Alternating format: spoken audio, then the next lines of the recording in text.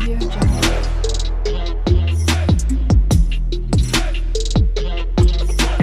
Audio Jungle.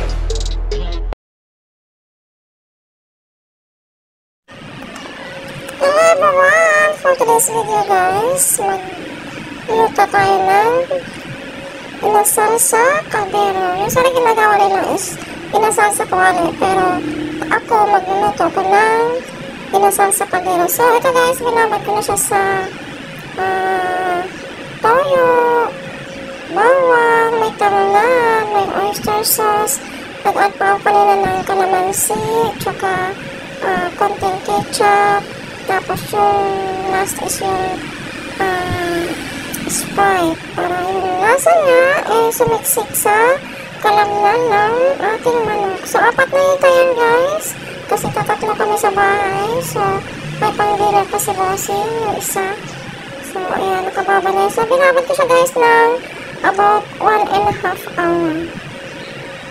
So, antayin na natin matapos yung 1 kalahating oras. Tapos, luluto na tayo. So, ayan na siya guys. Nilipat ko siya sa maliit na lagayan para mas lalong ma-absorb niya yung mga sauce na nilagay natin. So, ayan ang ating mahiwagang kaldero. Maglalagay lang ako dyan guys ng konting mantika para prito muna natin kahit konti yung manok para matanggal yung mga ano yung laman niya ba. Bago natin ilagay yung ating minarinate kanina. Yung sabaw ng ating minarinate. So, ayan, ilagay na natin ang ating mga manok. Tingnan, nakikita niyo guys, ang laki ng nito ng manok dyan. Ayan. So, ayan, ayan. So, nika lang guys, sob na, busog na, kahit walang kanin. Kaya ako, kumain ako kanina, kinain ko yan ng konti lang yung kanin kasi malaman siya, malaman ang isang pirasong manok.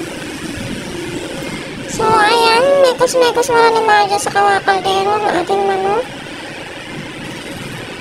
Kasama ng konting mantika. Pinamay lang guys, kasi hindi pa naman mainit ang ating manok. So, mekos ni Marja.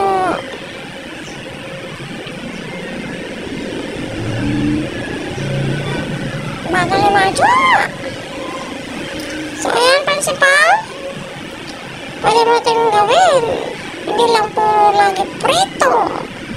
Minsan, ano din natin. Nakakasawa din pag laging adobo, laging tinola, o kaya prito. So, ito, para hindi ka mausukan, pwede mo siyang iluto sa kawali, o kaya sa kaldero. Pwede na. Ako, gumamit ako ng kaldero, guys, kasi para hindi siya lumikit. Kasi yung ginagamit namin kawali, hindi siya lumidikit siya. Kaya yan, kaldero, maliwagang kaldero po ang aking ginamit. Para kahit nasusunog na siya, hindi pa rin siya nadidikit sa kaldero. Pasensya na kayo sa aking boses at medyo ako'y namamalat. Kasi atsin ako ng atsin. Kaya ayun, nagkasipon si Marjo. Ayan, nagmekos muna ang manok sa loob ng kaldero. So, ayan, gumamit na ako ng anong tawag dyan? Sa amin yan, sa Ilonggo, sudsud. Ayan, para magalang-galang yung manok. So, ayan, baliktad rin mo naman ito.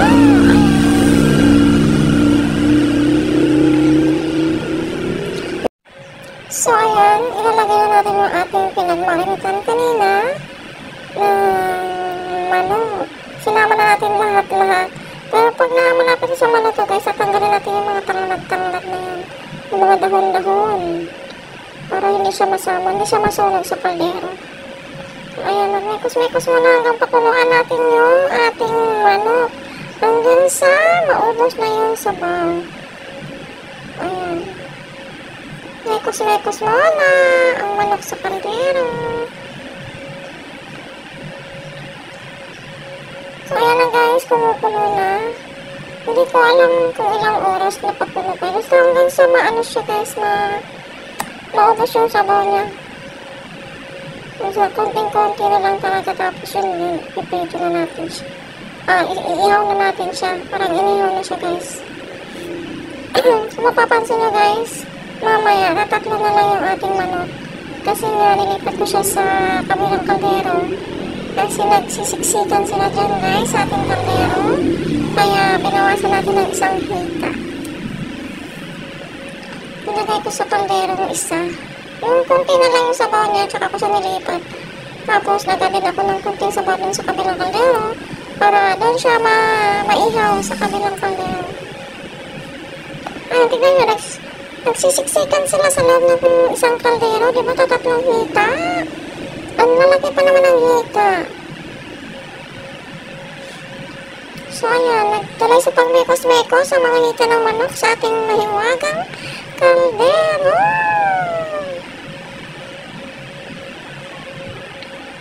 So, ayan na siya, guys.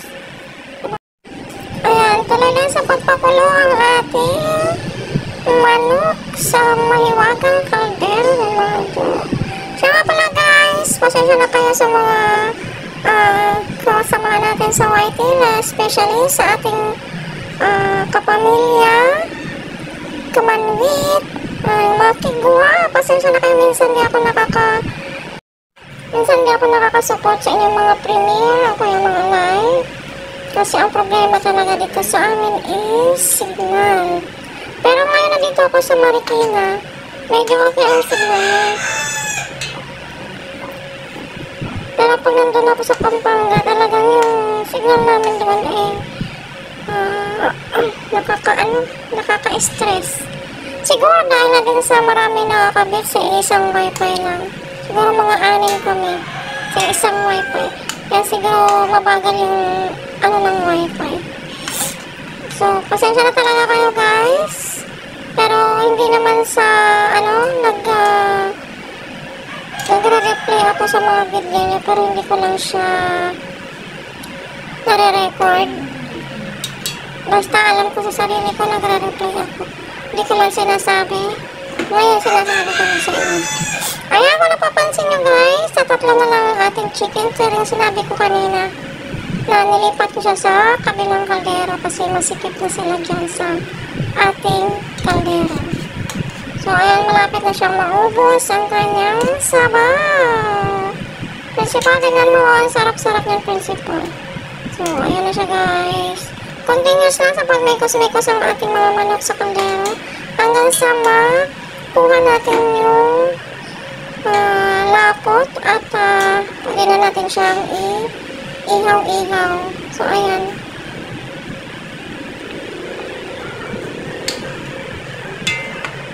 Tuloy lang, mga manong. Tuloy lang sa inyong pag-mekos-mekos dyan. At nagpapasalamat din pala ako sa mga Team Viva, principal, basta sa lahat ng mga Team Viva na hindi ko masyadong kilala. Paminsan nandiyan sila sa mga premiere ko, sa live ko nakakasilip, at sa team namin, Team Paangat, team namin, Team Paangat, nakakalimutan ko yung pangalan natin. Ilan na naman yung team na sinasalihan ko, tatatlo na naman yung team ko. So, syempre may mga kasama rin natin na hindi natin atin. Maraming din salamat sa inyong pagsuporta sa aking premiere at sa aking LS. LC pala, LC. So, ayan guys, napapansin nyo, wala na siya, konti-konti na lang sa bola. So, nag-umpisa na tayong mag-ihaw-ihaw dyan. So, ayan, sarap na siya guys, parang manginasal. Mas masarap pa sa mga manasal. O, diba? So, laki ba naman ang hita ng manok? Busog na busog ka talaga sa isang hita. Hindi ka na uulit. So, ayan.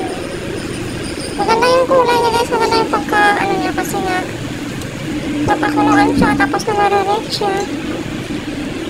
Ayan. Ayan na principal o. Tingnan mo. Ang sarap. pasensya na din minsan, hindi na ako nakakadalaw sa inyong LS. Hindi lang minsan, madalas principal. Sa ibang LS naman nakakasilip-silip ako nag-iikot ako. Pero pag sa bahay kasi ako hindi ako pa pwedeng mag-cellphone na lang mag-cellphone. At syempre maglalago tayo, naglilinis tayo, naglalaba. So, yun. Kaya hindi natin para din tayo nagtatrabaho sa ibang tao. Kasi hindi natin pwedeng maglagi na lang tayo mag-cellphone. So, ayan na principal. Ito ng ating inasal sa kaldero. Ang sarap principal. Thank you so much guys sa iyong pananood and support. God bless everyone.